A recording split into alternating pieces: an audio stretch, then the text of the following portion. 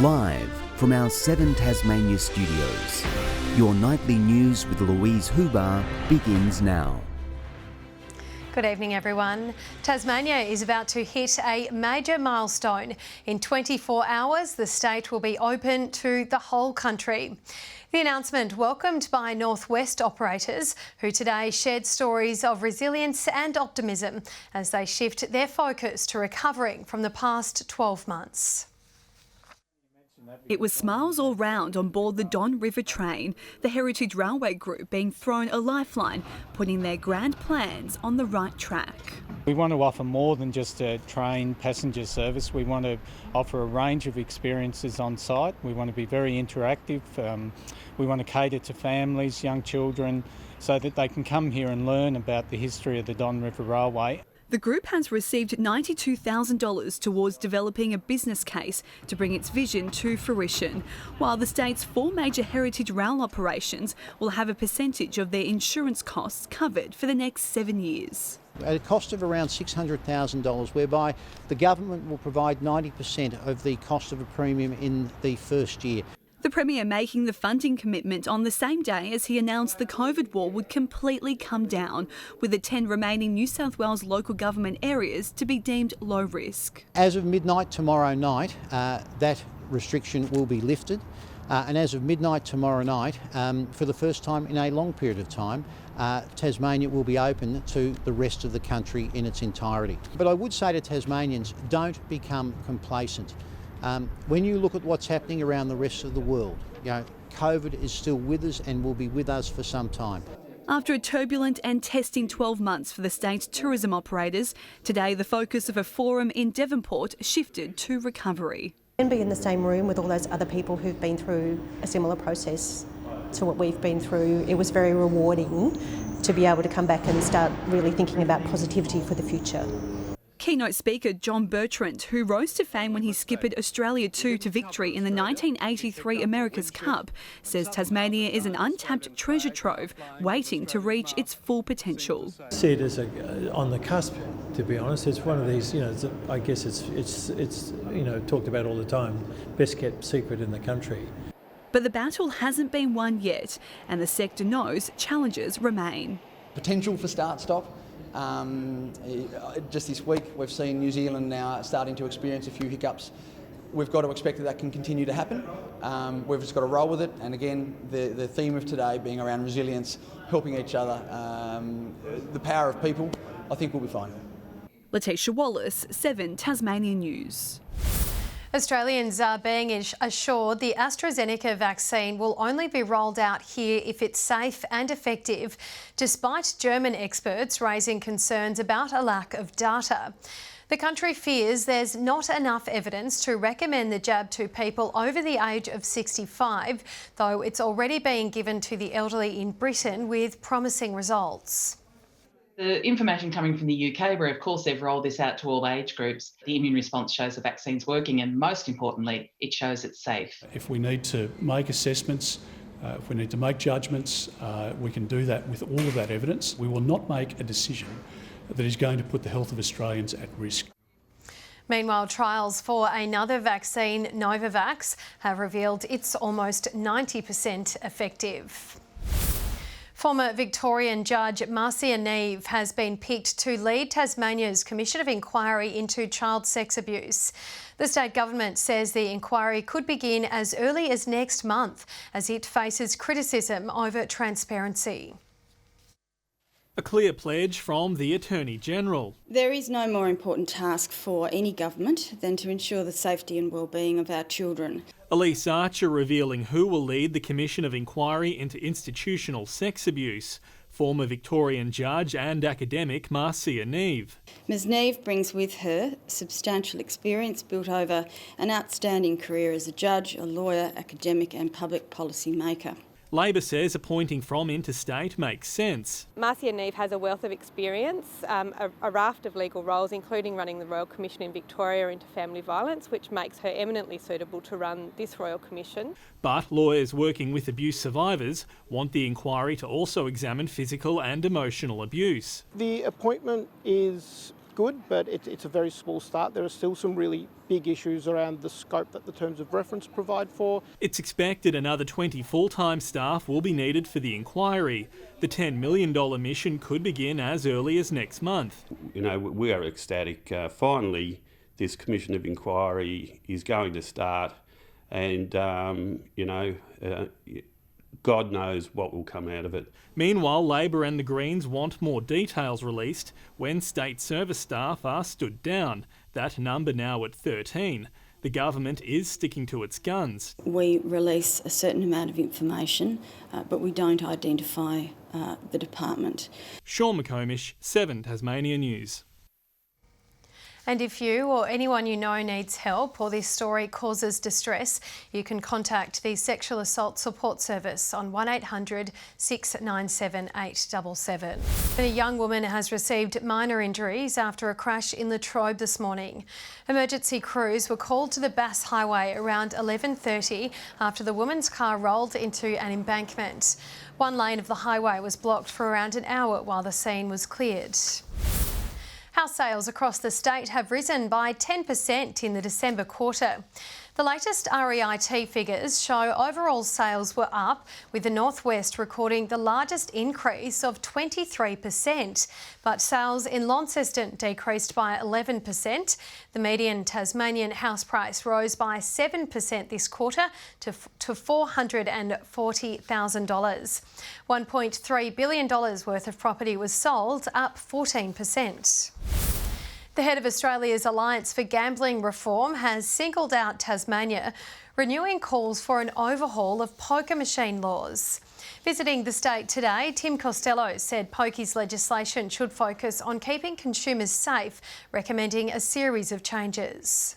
2 Productivity Commission reports looking into the gambling industry have recommended $1 bet spins, maximum $120 an hour losses. We had committed to doubling the community support levy to ensure that we provided more protections for people in terms of ensuring that we minimise any harm.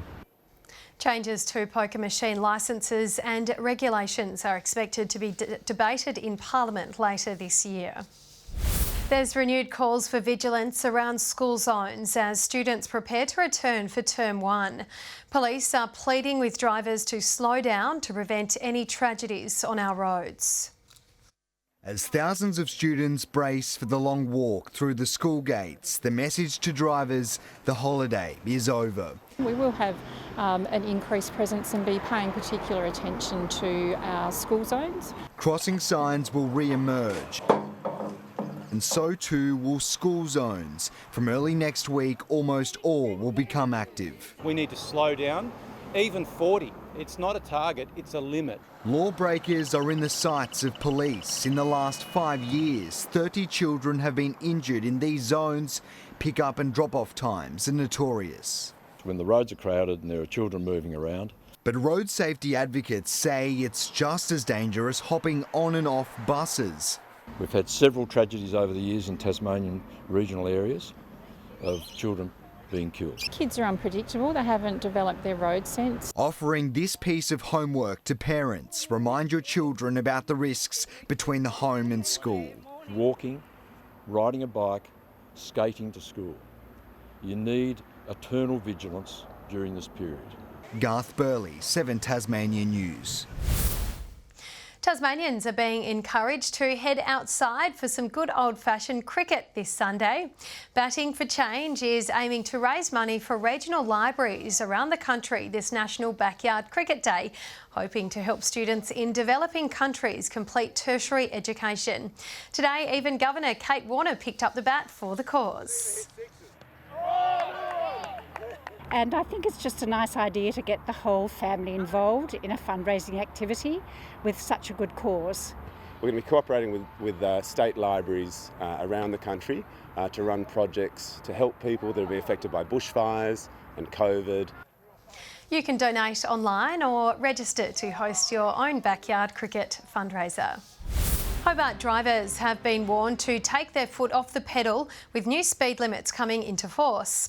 From February 1st, all roads in the CBD will be reduced to 40 kilometres an hour. Lord Mayor Anna Reynolds says the move will bring Hobart into line with other capital cities. In the past 5 years, there have been more than 830 crashes in the city.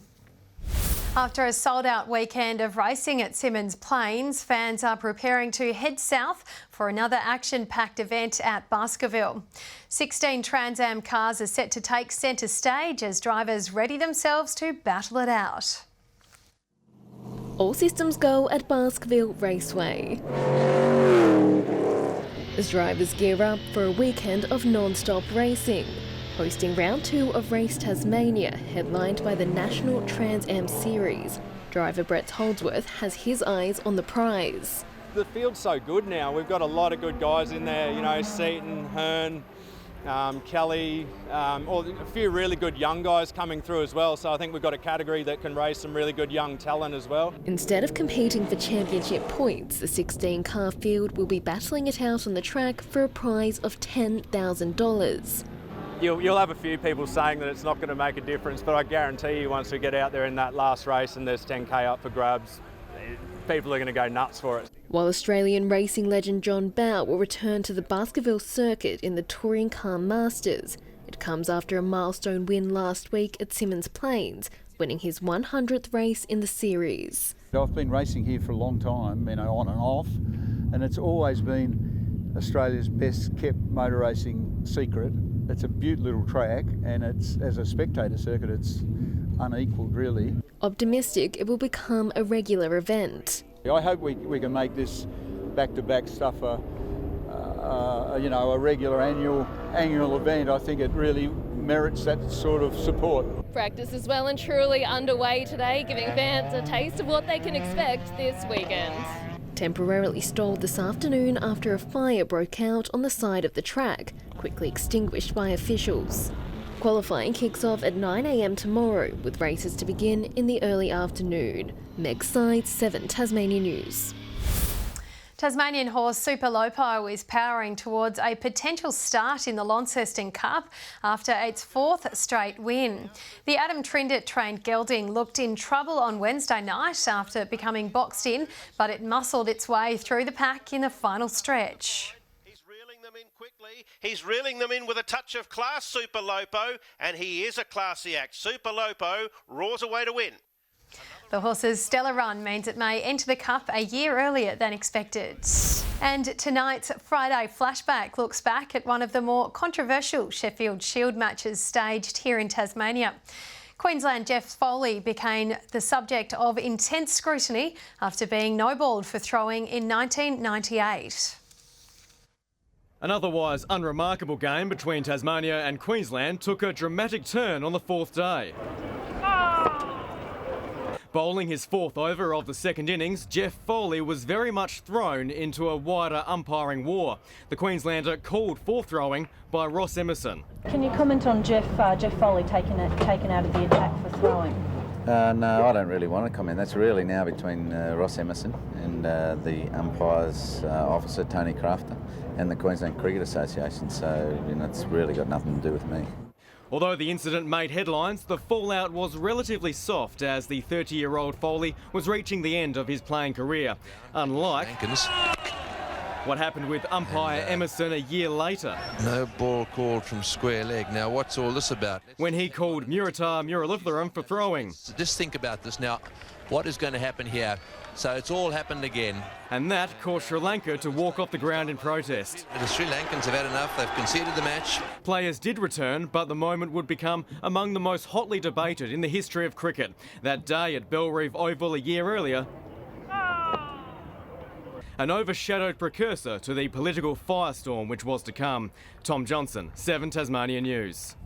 Good evening. Low Rocky Point, a rare mention as the warmest spot in Tasmania, but today a top of 22. Hobart 19, Launceston 21, Burnie 17 and Devonport 20, with most temperatures between 2 and 6 below average. Flinders Island, Grove, Bushy Park and Strawn 21, St Helens 20, King Island and Friendly Beaches 19, Smithton 17 and no snowflakes at Lyawini, but just a maximum of 10. Extensive cloud over the state today. Top rainfall 15 millimetres at King Island and 12 at Smithton.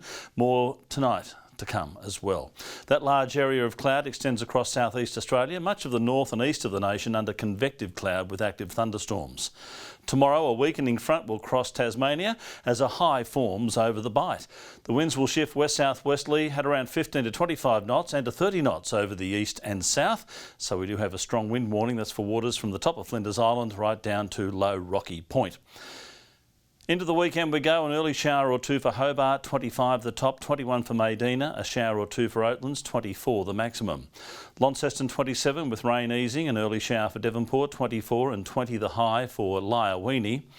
23 the top for Burnie with an early shower. Showers clearing from the west as well. Strawn 19, 18 for Marrawar. And for St Helens 27 with rain easing. 26 the top for Swansea.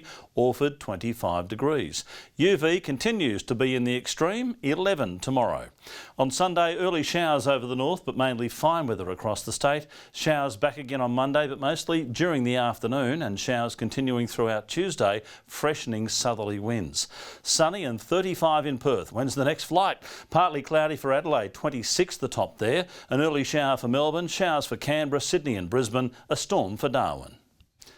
Yes, plenty of cloud about and rain in the air. Hobart 17 at the moment, 18 in Launceston and Devonport, currently 17 degrees. That ends our little time together, Louise. Really enjoyed our time together over the last 3 weeks, and I know you've got a big weekend planned. What with walking your dog Missy, that lovely border collie of yours, buying that cryptocurrency that you do over the weekend, your passion for gardening, and wasting some of your time on what is it that you do? Reformer Pilates.